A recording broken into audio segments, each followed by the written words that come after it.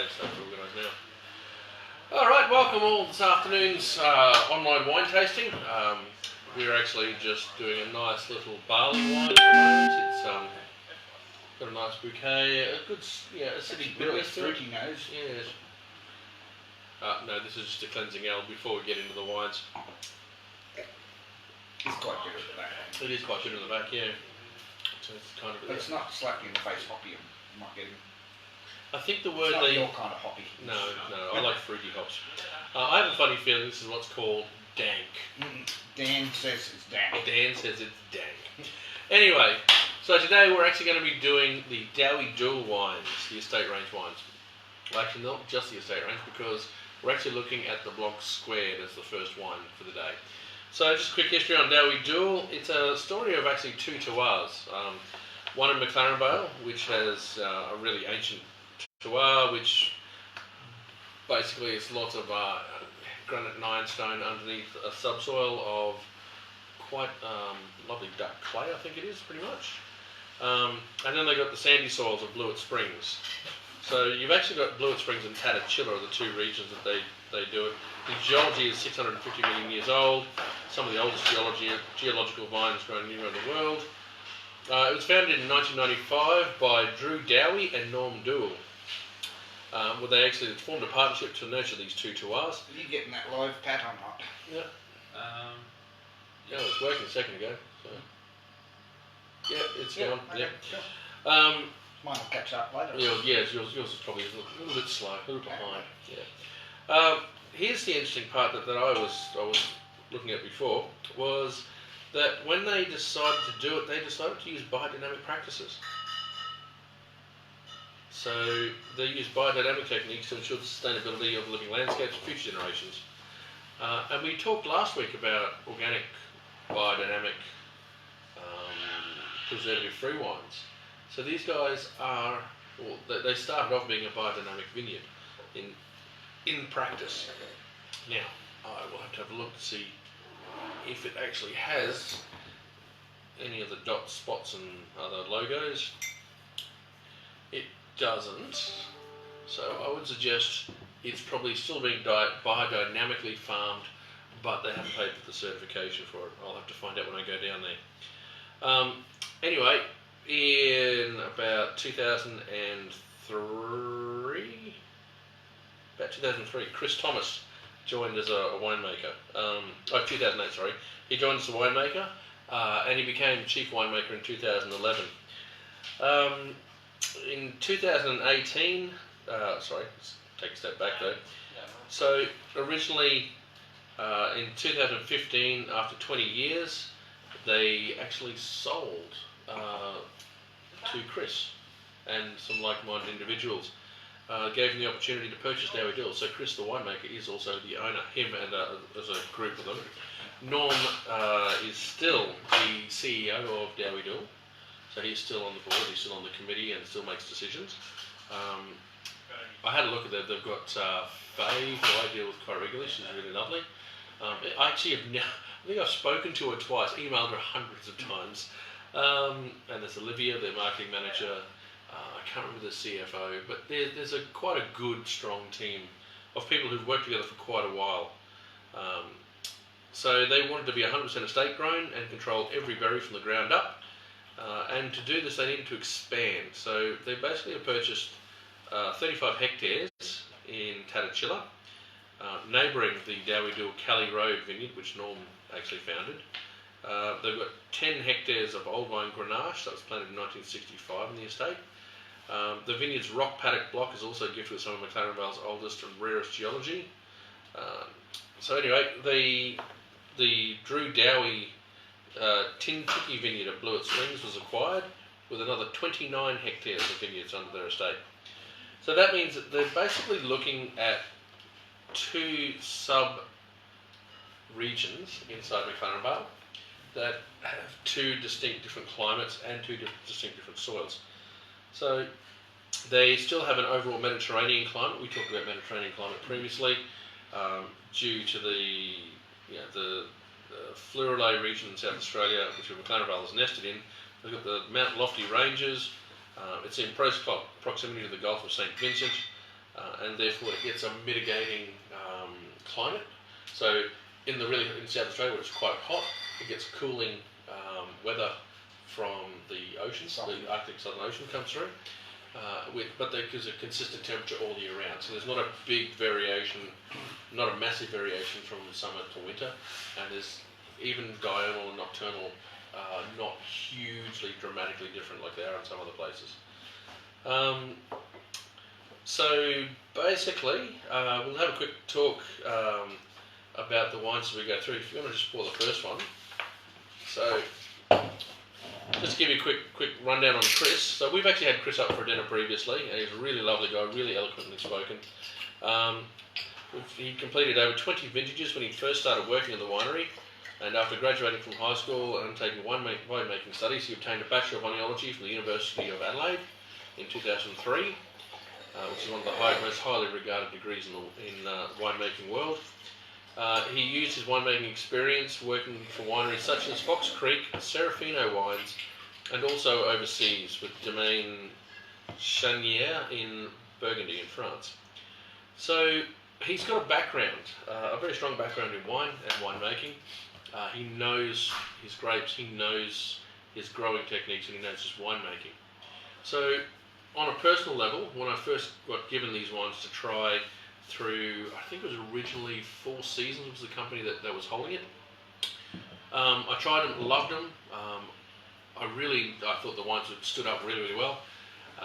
And over time, I found that the evolution of the wines were really, really good too. So they don't just look good out of the bottle, they look good aging as well. And that includes the whites, which, as it's a Chenin Blanc, so they do a Chardonnay, I believe, but for me it's always been their Chenin that was the strongest one that they had. And so I wanted to show the squared, which is actually a blend of Chenin Blanc and Sauv Blanc. Yeah. 70-30 breakdown is what the general rule for that one is. So where do you go? I'll ask Pat for our novice wine drinker. Chenin Blanc, what do you think, or what do you know of it, or where do you think it's from? I don't know too much about it at all, to be honest. Yeah. Don't be afraid about that. That's so true. Yeah. That was the pigeon one from alcohol.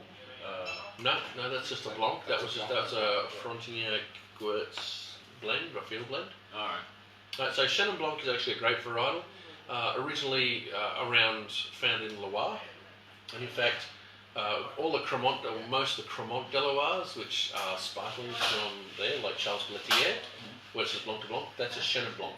It's not a Chardonnay, which you'd normally assume to be in sparkling, to be a classic champagne sort of style.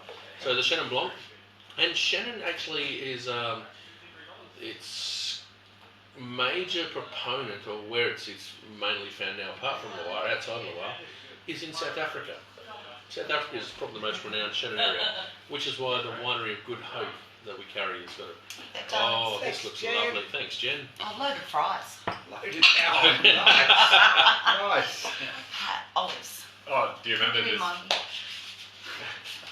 Jen had a bit of a night last night on the Okay, don't Oh, did she? She has to get olives. She forgot olives. Okay. I know. So, yeah, Chenin Blanc. So, outside of Loire is found mainly in South Africa. Australia grows a bit. That's probably the major places, actually. So it's mainly France. Mainly the Loire region in France. We need a map. We kind of do, yeah. Sometimes, because I have no idea. So if you want to imagine, the continent of Europe and the French region where France is, you know where France is? Kind of. Okay. Well, I know where France is. Okay, you know where France is. But I know So- that the boot's not there, is it? No, the Boots of Italy, part of Northwest of here. Yeah. And the Which is Iberian over- Peninsula is the bottom left hand side as you look at the atlas. So at the top part there, you've got you know where Paris sits, just south of the Le Havre, just down there. So Loire actually runs from a place called Nantes, Nantes. The Loire River runs, and let's just say you're looking at the atlas this way, so I'm going to do it this way. So where this is the Atlantic Ocean, so you've got the top part of France there in England up here. In Nantes, there's a river that runs across here, it goes all the way down. Paris sits about there. That area of Nantes goes into the Loire region, and there's 3 different regions in Loire that you can actually go to. So, like the Saumur and Ur region, you've got Sancerre, you've got Nantes, then you've got the Central regions. They're all sub-regions inside of Loire. Now, Chenin Blanc grows essentially from the Nantes region all the way across to Sancerre. So you follow it all in at Sancerre, so it finishes there. So Marc Brediff, Vouvray, heard the word Vouvray, we sell it here. That's a Chenin Blanc. Okay. So Vouvray is Chenin Blanc. In South Africa, all that southern region is planted out with a lot of Chenin Blanc. South Africa particularly is planted out. We do have a bit of it in Australia. And the good part about Chenin Blanc is it brings fruity notes into the wine, but still retains a really good acidity, like a really good natural acidity, which is really, really important because we've had wines that haven't shown natural acidity, and we've really struggled to drink them. Like you drink it, and go, that's nice on the sip, and you have the second sip and the third sip. By the time you get to the fourth sip, it's going to be cloying, and that means it doesn't have enough natural acidity in it. This does. And it's also drawing more of that acidity as well because of the Sauv Blanc component, which Sauv Blanc is known as having a very raspy acid. Yeah. So the fruity part of Chenin Blanc is really good. The acidity, the natural acidity that's brought into the back by the addition of Sauv Blanc makes it a much drier wine to finish, so a much more crisp wine. It also has a fairly good body, which is a lot bigger body than you're going to see in most Sauv Blancs. Has this got a little oak in it?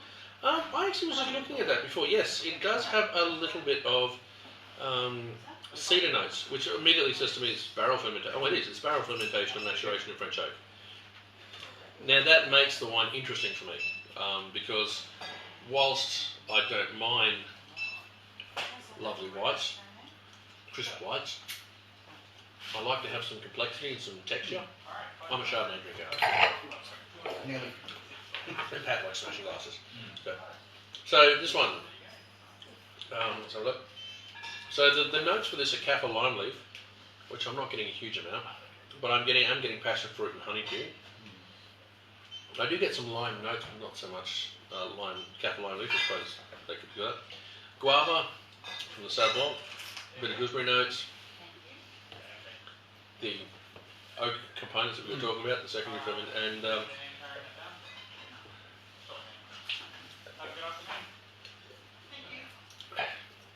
and aging it on lees gives additional palate weight too. So what that really means is, you know what aging on lees is? The skin, the sticks and stems and all that. Or so once you've made the wine and you rack it off and put it into barrel for maturation, you have yeast, lees. Yeast and colloids. It can be a little bit of skins left in there as well. Generally though, it's sort of a mishmash of colloids, proteins, and the dead yeast. yeah.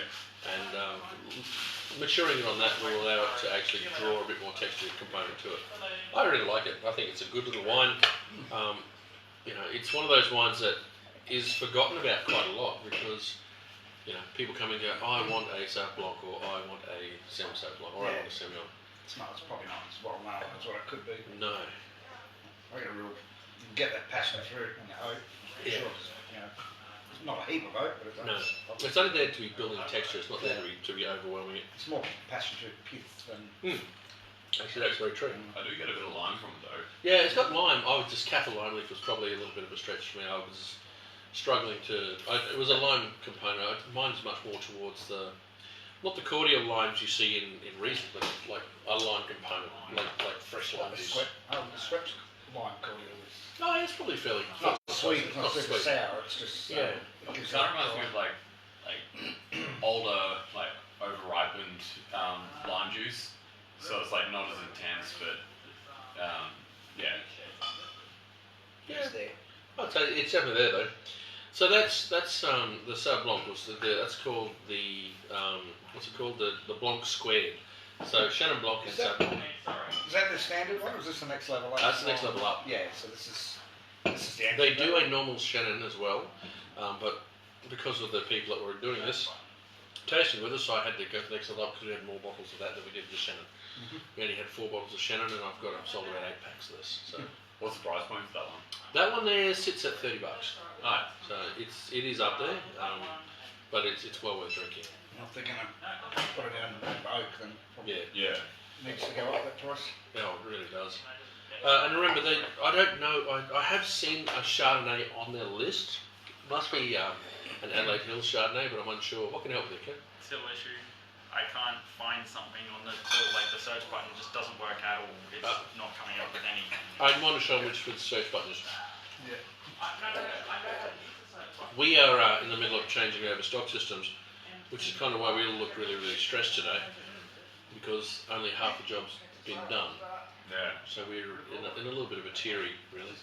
Well, it is kind of a good thing. I was thinking about dyeing my hair grey later this month, but I don't think I have to worry about that now. Well, no, I was thinking about doing the same, but I started getting it as of yesterday, and yeah, my wife even turned to me and went, "Geez, you're looking great these days." I'm thanks, darling. I love you too. So anyway, in the end, what do you think of the wine? Yeah, it's really nice. Like, it's perfect for a nice hot day. Mm-hmm. Yeah, I could easily drink. My personal opinion is I think it's a good little food wine too. Goes really well with some cheeses.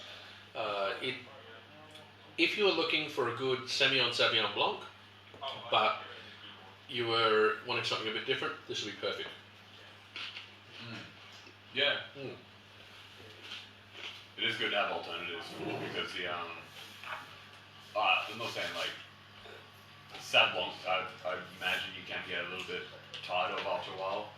Oh yes. And even Sem Savs, like, yeah. Well, the Semillon brings a lime component to their wines too. Yeah. So but Semillon actually age beautifully.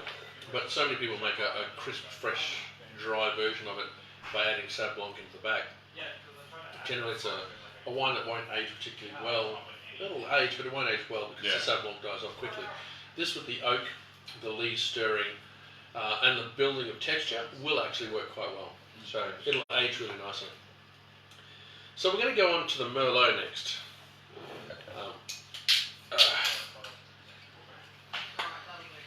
Still.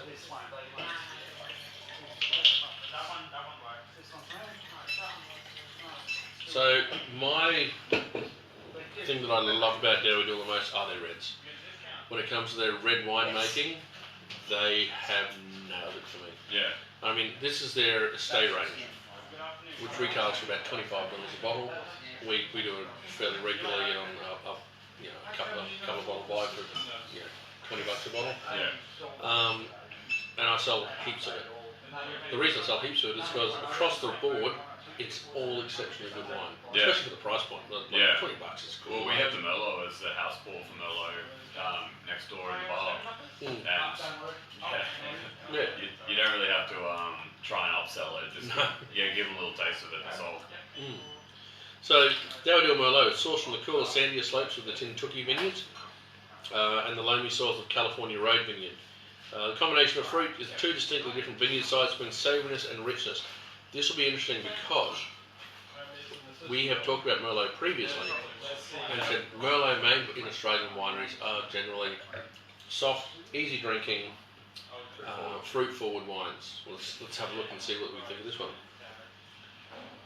It smells like The nose is good though. Yeah. Yeah, they're saying red and blue fruits, so raspberries and blueberries. Yep, I'm getting that. Cloves and cinnamon sticks, absolutely.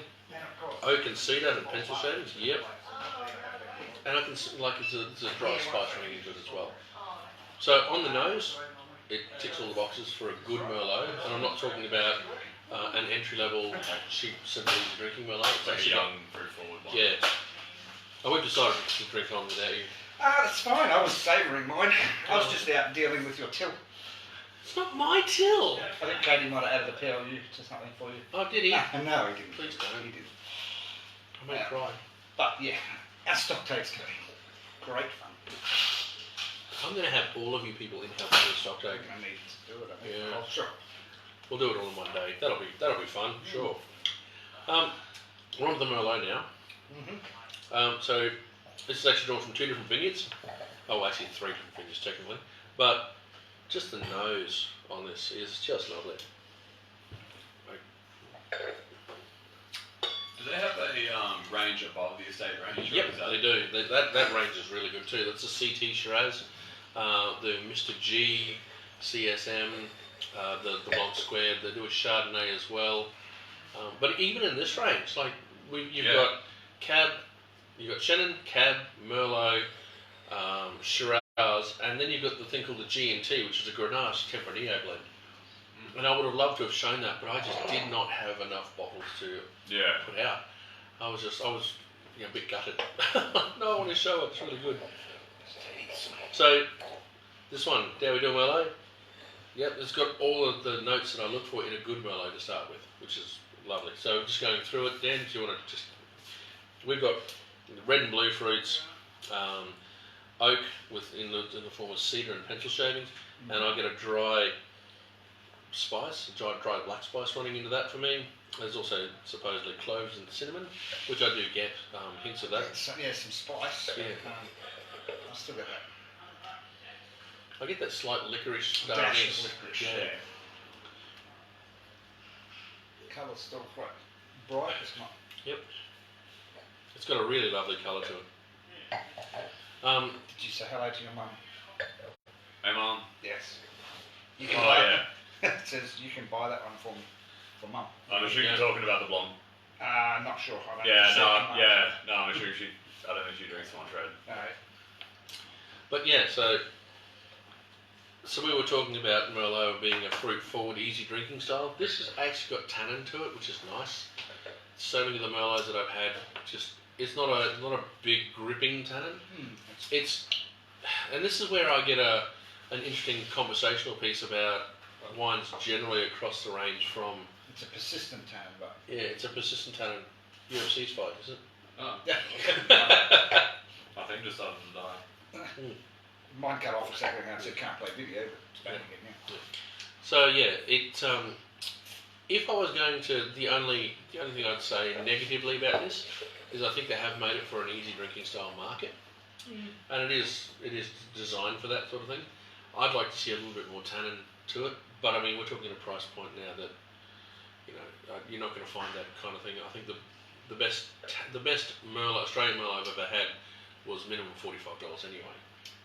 Okay. The very, very best one you can get is like 90, which is We talked about that once before. Yeah, last time we talked about that. They don't make a lot of it, so it's all certain price points? Well, basically, it's generally because of the viticulture, and like you're sort of looking at it going, I want to make a really good Merlot, and you go ahead and make a good Merlot. It's going to cost you more because your oak's got to be better. You have to select bunches, and the hand selection for it is actually quite difficult. You can't just machine harvest and then go, yeah, we're going to make a really top-end Merlot from this. Because you're looking to get, also the clones, it's probably the biggest thing is clonal variation. So in Australia we have a lot of Merlot clones that, while they might be Bordeaux-based clones, they're actually driven for a hotter climate, which means they produce warmer, they produce more fruit esters and less sugars to it. So therefore they're going to producing alcohols at lower ABV to actually produce an easier drinking style of wine. The acidity and tannin is going to be lighter as well. It's a less sold product as well. I mean, Shiraz and Cabernet, I would have thought. Merlot's massive. Merlot's like number 5th biggest grape in the world. But the thing is, though, that's usually used in things like blends, blends for the most part. Merlot is found generally as an easy drinking fruit-forward wine, and yet I would like to see my Merlots looking more towards Centimillion, that grippy tannin, bright red fruit, mushrooms, forest floor. So my only personal problem with this one would be that the fruit component is so lovely and easy drinking. This is made as that typical Australian style, but I'm not saying that I don't know there might be at a higher price point. Well, I prefer the more classic Merlot style. But everyone's been indoctrinated into this soft, easy drinking sort of thing. That's the market. That's the market for Merlot. Really, you should. A lot of the time, Merlot is very indistinguishable from Cabernet in old world sort of wines. But yeah, But as I said, it's a fruit forward, easy drink, but the colour is fantastic. The nose ticks all the boxes that I'm looking for. So yeah, what do you think, Pat? You've been selling at the bar quite a bit. It's just so smooth, like really good. It's like the mid palate, or like it lasts a lot longer than I expect. Actually has a bit of like a little bit of complexity to it. It does have good complexity, which is really nice. Yeah. It's not just a simple, easy drinking forward fruit. Yeah. It's got lots of, spices. It's got oak. It's got fruit. Yeah, I think you're right on the money with that. Dan, you got any? Merlot's not something I go looking for, don't I? Yeah, but why? I don't know. I Because because it's- I love Shiraz and Cabernet, so it's like, I don't like the earthiness generally of Merlot. Oh, really? If it's going to show mushroom, forest floor characters, I'm a bit. Yeah, I suppose that's kind of what I like, is those earthy notes. And I think that's... But this one, as I said, is an easy drinking. It's not big forest floor. Brings the spice out, actually. Anything with spice, it brings the spice out, Yeah. which is good. I reckon it's be a good little wine, especially with things like curries. That'll be really good. Yeah. In fact, we should work on that. Yeah. It's Curry now? like the thing with Merlot though, like I actually quite like the younger fruit forward Merlots, like Yep. like That is the Yeah. market that they're. That's the market. and I suppose for the price point they compare they're up against, like, well, for those styles of Merlots, like they're generally pretty cheap, like. So when we did our Merlot class, we had Amadio, which is a Merlot Sangiovese Barbera blend. We had soft, easy drinking styles of Merlot all the way across the board from different regions. And we did talk about looking at a good, big, gripping tan sort of style. The closer we could get was something out of Pinot. Yeah. But that is my only sort of thing, is that the market says A, I like B. Yeah. And that's probably an issue for me more than anyone else. Thank you, sir. However, that being said though, I have bought and drunk an awful amount of the next one that they do, which is probably one of my favourite Shiraz. Shiraz. Gotta love a good Shiraz. And I like this Shiraz for several reasons. The first one being, it ages beautifully. What are the ages on those bottles that we've had so far? So they're all fairly fresh. So that one is 2017, 2016, 2017. They'll be transitioning over to the 18 short, I should imagine. Just to give you a heads up, if you are interested in buying sort of Dowie Doole, it's very hard to get hold of in Queensland. I actually go direct to the winery, and they have been absolutely brilliant with the way that they work with me, which is kind of why we're happy to support them and really happy to do things with them. But they've been so easy to work with and just so... We just sent an email. Yeah, we send an email and it gets done. And Turns up, that is we go good. like 10 times better than a lot of the wholesalers I've dealt with. But we carry their range pretty much. We do carry the CT. The Mr. G we carry occasionally, but their Moxie sparkling Shiraz, that's delightful. Haven't had that for a while. Oh, it's really good. So yeah, we also do carry every so occasionally they release this 3-pack that is of all their individual blocks. It's Sorry, there was a question from a customer. Fruits of the Forest, no, Fruits of the Vineyards or something like that. It's a 3-pack. It's gorgeous. It is expensive, about $150, but eminently good. We also carry the Reserve Shiraz, which is one of those Shiraz that I think it is a bit of a sin to open and drink young, Oh, right. because Yeah. it is made just for aging. Like that, you can drink it young, and I have, but it just screams to me that to let it age. It's just such a beautiful wine. Anyway, so we're going to talk about the Shiraz itself. So the fruit sourced from the 3 estate vineyards. So all of the Shiraz is produced from the 3 estate vineyards. And Yeah. So this is something that's a blend of the three vineyards. They actually do individual single site blocks as well. They do a Cali Road, Tintuki, I think it is, or Tatania. But they've got individual the rocks and something else. But yeah, they've got a whole bunch of different tours. I'm going to find out actually. I'm going down there. I'm going to go down there. They graciously set me up some accommodation down there, and I'm looking forward to having a chat to Chris and catching up with all the guys and actually getting to see people face to face. It's one of those things. It's like we're in the middle of a pandemic. I'm going to go to South Australia. What a great idea. Yeah, make sure you come back. Oh, do I have to? And none of this 2-week bloody. I might have to. No quarantine. I might have to. 2 weeks just sitting at home doing nothing. What a fantastic idea. 2 weeks sitting in a motel. Oh, that's right, in a hotel. Yeah. I could probably do that. Which you Actually. now have to pay for yourself. Yeah, and plus, when my mate did it, he was next door to a single mum and 2 teenage boys. Oh, really? They started screaming at 5:30 in the morning, and they stopped screaming at about 9:30 at night. So yeah, it's not Not very because good. they were tired, but their throats were sore. Yeah.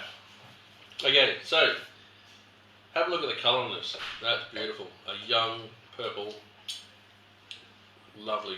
This is probably our biggest seller of the range. Yeah, it is. Has it got like a little bit of a brown tinge to it? No, not from here.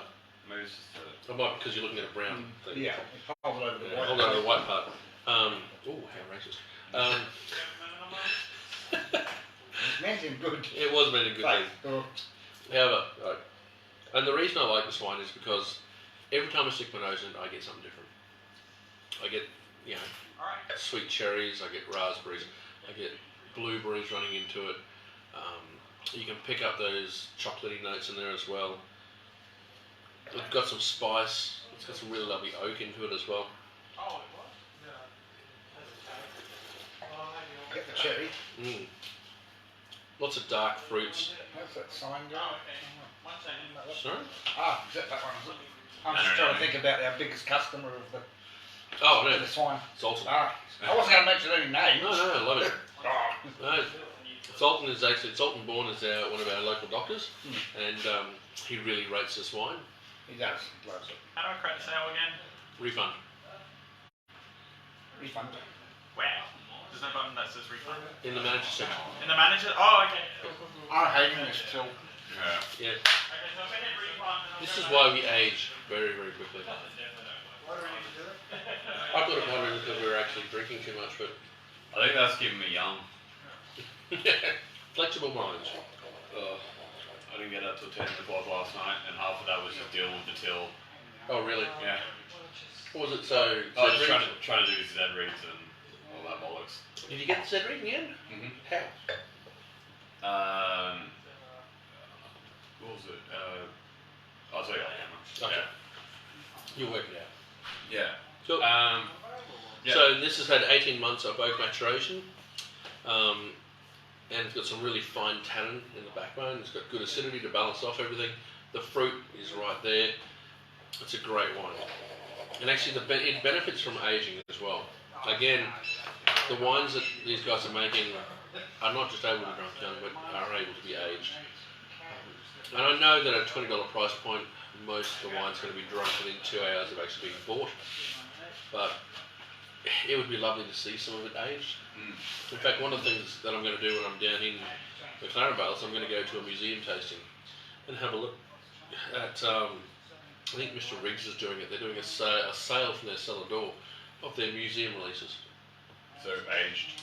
So they're going to look at verticals of the Gaffer, Piebald Shiraz, the Mr. Riggs Premium range, Outpost Cabernet. So they're doing a whole thing of that. So I'm looking forward to going and actually doing some verticals and actually seeing that. That's one of my. This is going to be excellent. So, but seeing something aged gives a really good indication of the skill of the winemaker too. Yeah.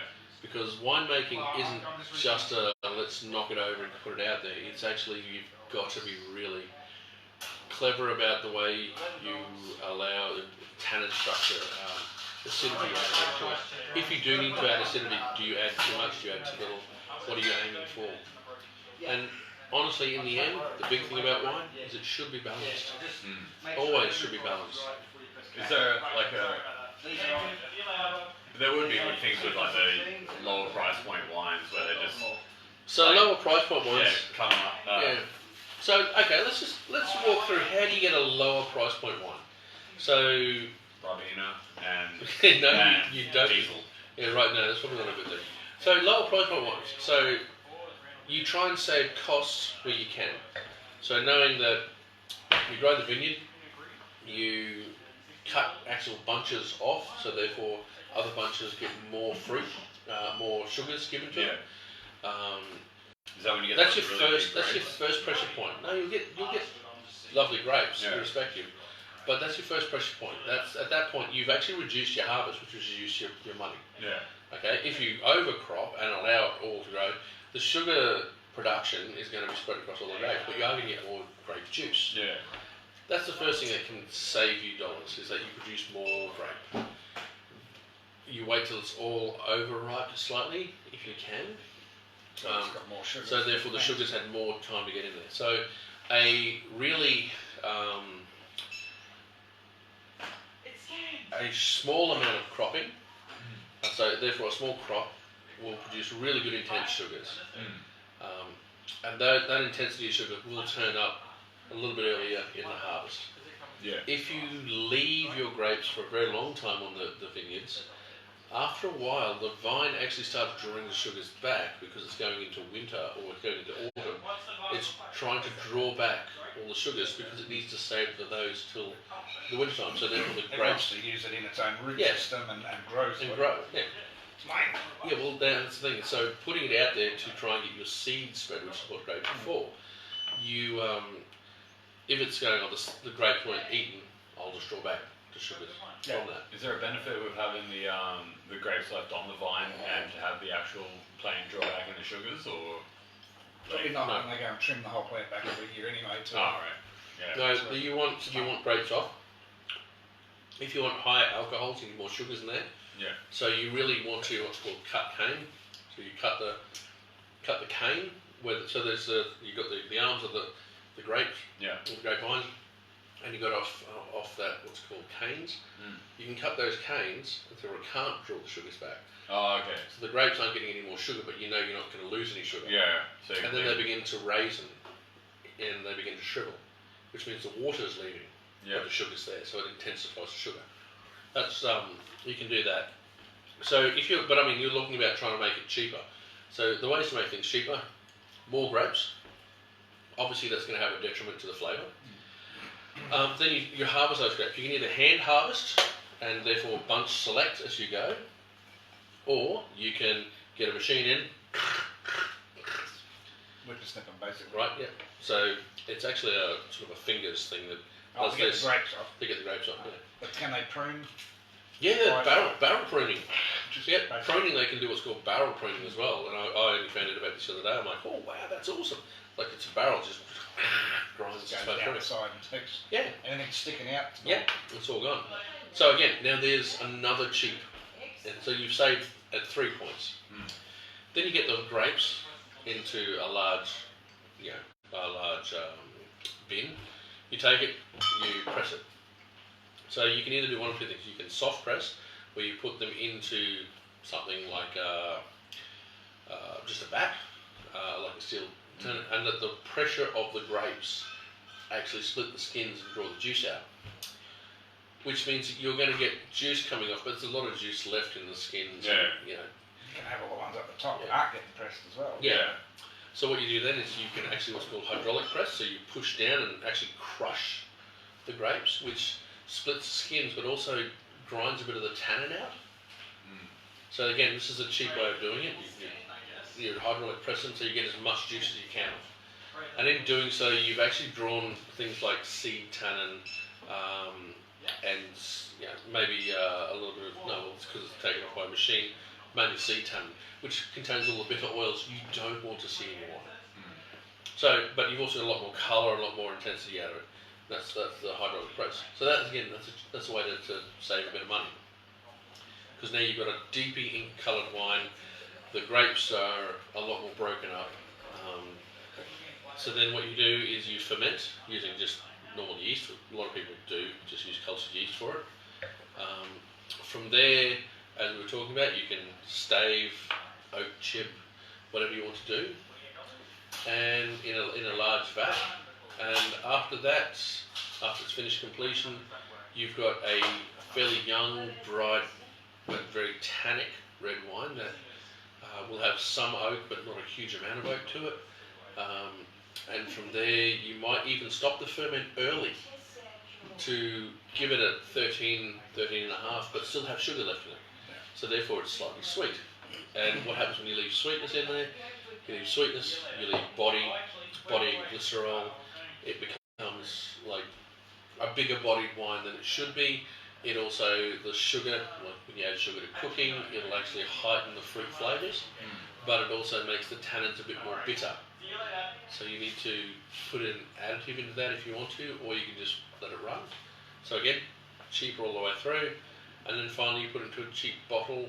You mature it in that tank for 6 months. Then put it in a bottle and sell it. That's how you make cheap wine. Okay, that is literally how you make cheap wine. It still undergoes, expensive wine undergoes all of those processes, but less yield, better quality, softer pressing. The tannin is actually from the skins rather than from the seeds. Yep. You ferment dry, so therefore it's a longer process. The maturation takes a lot longer in good oak, usually oak barrels. Yeah. So at all points here we're talking about paying additional money to get a better quality of wine. And at the end of the day, that's what it comes down to. So when people start talking about, all wine is made the same, the only thing is the price point's different, it's a lot of bollocks. It's same in theory, but not the same. Yeah. So the good part about this is, as I've been sitting here talking, this is beginning to open up really nicely. On initial crack and pour, now that's what we're doing. We are cracking and pouring because that's the way most of the wine that we sell gets drunk. People just take it to a party, crack and pour it. I would always recommend decanting your wine. Every single wine, pretty much. I decant everything. Campaign agrees. Yeah. No. Dan, actually, you decant Pinot Gris. Straight to the glass. I've seen you pour it into the glass and then gone, oh, sorry, Jason, and tip. That's their rating it there. So yeah, but so that's the construction of wine. But this opens up and it evolves in the glass, which is probably one of the things I really like about wine. Is that on initial tasting, I've actually had wines that I've gone. Actually, the classic story. I got given a McLaren Vale Shiraz that I tried, and it was just tasteless. The acidity was there, the alcohol was there, but there was no fruit. And I'm like, oh, that's horrible. And I was really unimpressed. And I emailed the rep, said, this wine is horrific. I hate it. It's really not good. That's strong words coming from you. It was bad. I love McLaren Vale as a region. I think it's one of my favourite wine regions. And I put it out there and said, this is a really bad wine. I don't like it. Anyway, so the next day, Roz had a couple of friends over, and they said, oh, can we just get a glass of red? And I said, oh, well. And Roz said, no, just take the one off the can. I'm like, oh, it's not really that good. She goes, oh, it's okay, just pour it. So they weren't really friends then? Well, they were, but, you know. Friends you like poison. Friends like poison, yeah. So she said, I'll just put that wine, and I said, okay. So I poured it out, and I was sitting there working on the computer, and she just turned around and said, what's wrong with that? That is absolutely gorgeous. What is it? And I said, oh, it's the one I had last night. She goes, that was horrible last night. And so I went back and I thought, okay, so I actually tried it, poured in a glass and tried it. It might have been a root day. It had gone become a flower day, you know, it might have been. But at the end of it, I was drinking awesome wine. It was really, really good. And you have to email the rep and like, I had to literally, sorry. I emailed the rep and went, don't listen to that last message. I am so wrong. I am so sorry. Please open this bottle and send it to me. Next time. Yeah. Basically, that's what it was. This wine needs 24 hours to come to life. Yeah. And it really did. It was just. Had you decanted that one already, or is it? No, that was a crack and pour. That's literally a crack and pour. So had you decanted, you might have tasted a bit of difference. It would have taken a bit longer. I just think a lot of wines are made, particularly top end wines, so 30, 25, 35, 40, $50 wines. A lot of those benefit from micro-oxidation. There is actually a product. There is something you can do in wine, and this is for cheap wines. They do a little bit of this too. They'll what's called micro oxidizer wine, and what they'll do for that is they'll actually put a fish bubbler. You know a fish bubbler? Yeah. Like for fish tanks. You put a fish bubbler in the bottom of the vat, Oh, the vat. the big vat you're using, and it bubbles air. And what that does is it micro oxidizes the wine a little bit, so therefore you are getting some of those developed characters earlier. It's actually there's a guy, he's renowned for it in Bordeaux. I can't remember his So he's name. doing it at what stage? During during post ferment, actually post ferment. So what happens is while the fermentation occurs, you actually pump the wine over the top of the skin to draw more tannins out. Generally, in some cases you might what's called balloon bag. So you get a bag and it inflates out and pushes the whole cap underneath. So it's sort of like a dunking the cap of the skins and the remainder of the grapes into the wine, sort of pushes it in and pulls it out. And like a tea bag, essentially, yeah. So keeping the cap wet is always really important. But the balloon thing you can pump down is really, really cool to watch. But once it's done and you rack it off, you can leave it sitting, waiting for barreling. And in doing that, you leave a little fish tank bubble up. And it actually puts air into the wine. I can't remember the guy's name. I should do, because I actually had to write an essay on him. He is a winemaker, one of the winemakers for Bordeaux. He is the inheritor to Pichard's mantle. I can't remember his name. But anyway, he did that.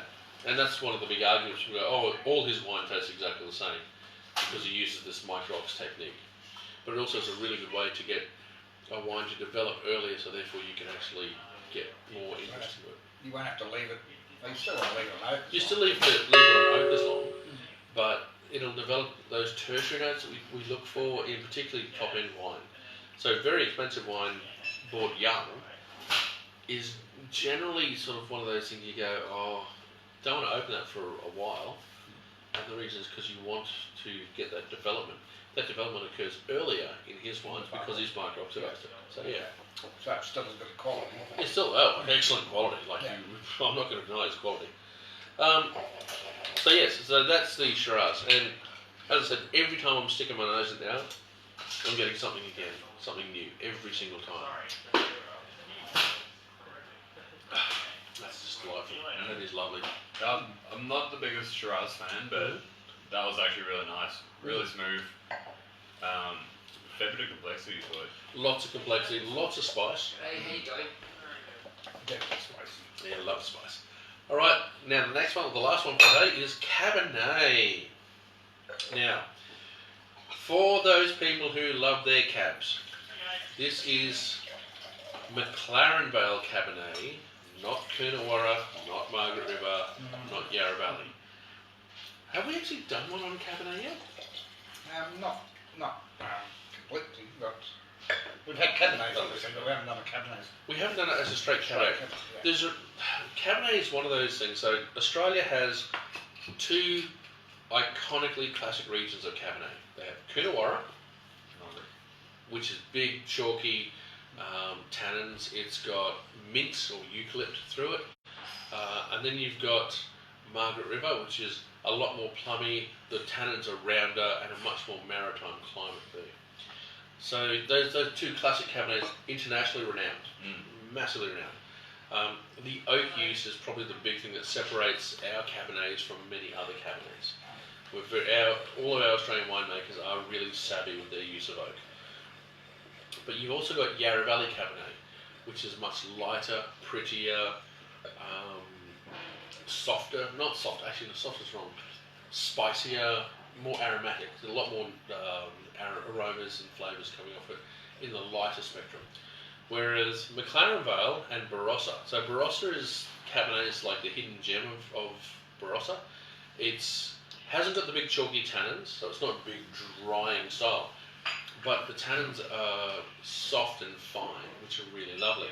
McLaren Vale Cabernet is probably, if you're going to get into Cabernet and you're trying to go from a Shiraz background into a Cabernet background, it's a good one to go into because the tannins are softer, richer, and rounder, and the fruit is still the same blackberry dewiness to it. So let's have a look. So that's what you get from a Claravale, and I love this Cabernet. Get a lot of plum. Black plum. Yeah. Yep.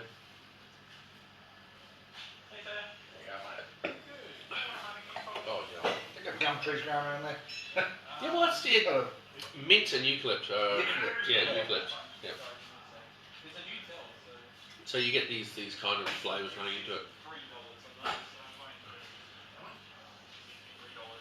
Mm. So, what's your take?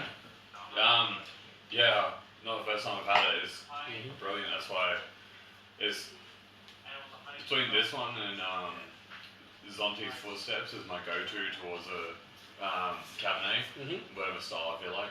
Yep. So where's Zonti from?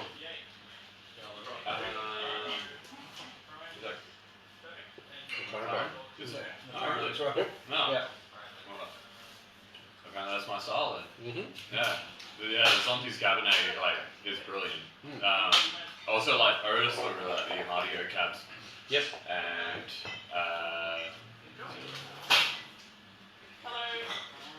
that Mintaro one. Oh, the Claravale Yeah, one. Yeah, yeah. that's good. Yeah.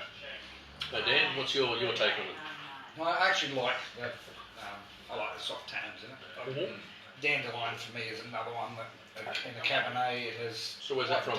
That's the Barossa one, I believe. No, McLaren. is it? The Shiraz is Barossa. Pride of Fleurolate. Oh, okay. The Shiraz is actually McLaren as well. Yeah. Well, they've got two. They have Lioness, which we have, and the Lion Heart. One's McLaren, one's So Barossa. the Damsel of the Barossa. That's That's Merlot. Merlot. No, Yeah, and the that's Lioness the of style I like as well. I love a great big mouth drying Cabernet. I love a good or a cab as well. But Yeah. This is a great easy drinking Cabernet. Yeah. Yeah, it'd be brilliant with like a nice dinner. Yeah.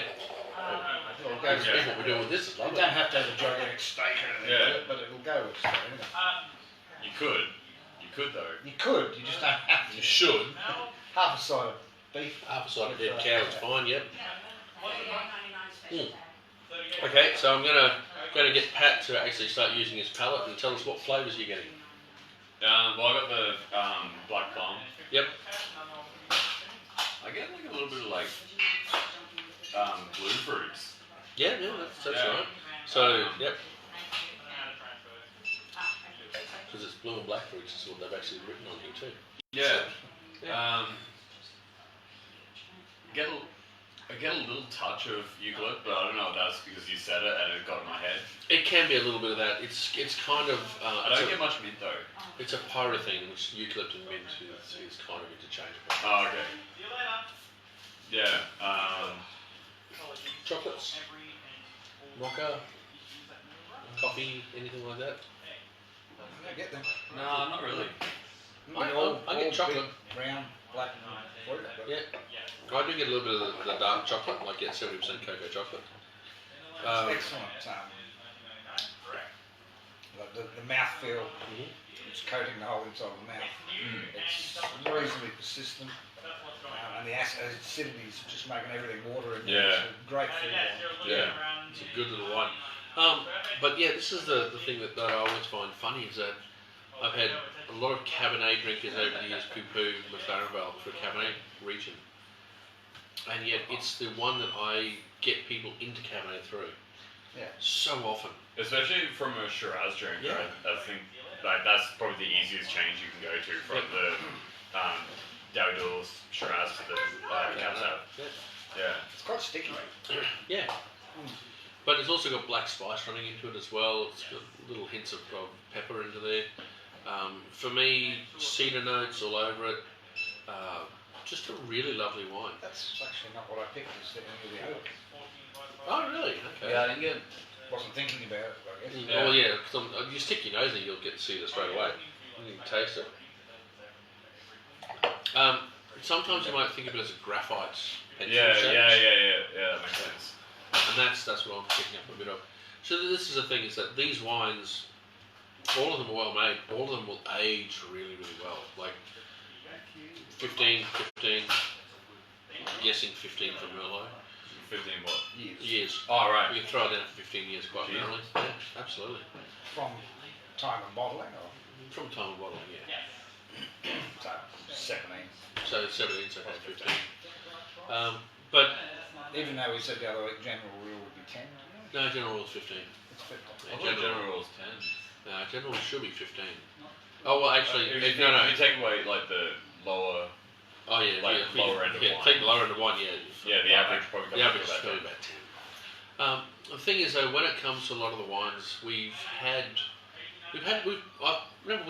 back finishes, and we've had inexpensive back finishes and really expensive back finishes, and honestly, after about 15 years, you begin to sort of look at it and go, oh, this is really holding, and you can tell it's either it is or isn't because of the flavour, like the sherry notes we find on some things, or the port notes we find on others.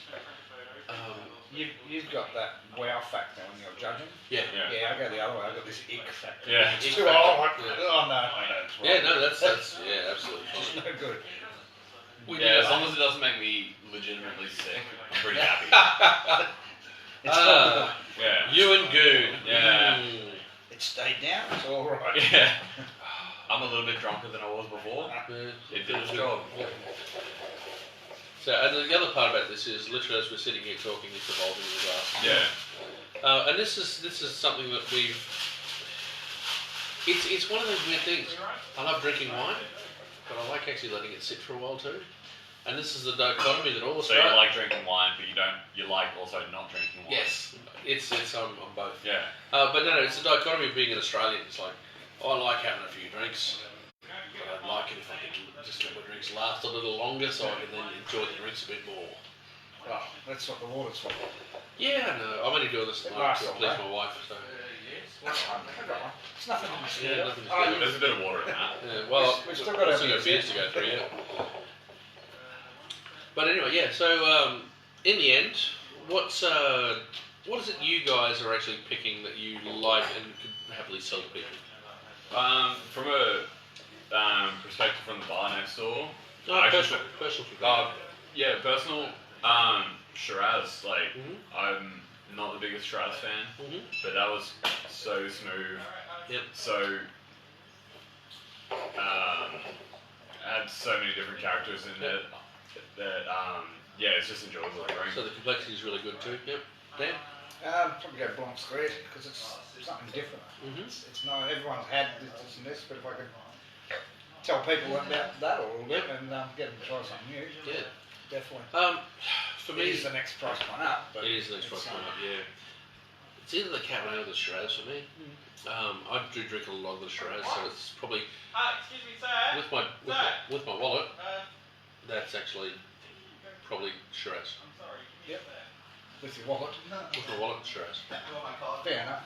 But from the perspective from the bar though, like I've actually found a lot more complexity in the Merlot, like I'm so and sorry. having that to be able to What's happened? Thank you, Dan. being able to sprue that side of the wine next door is open up heaps of doors because Oh, yeah. I'd love to have some wines with a bit more, not a bit more complexity because they do have really nice wines, but Yeah.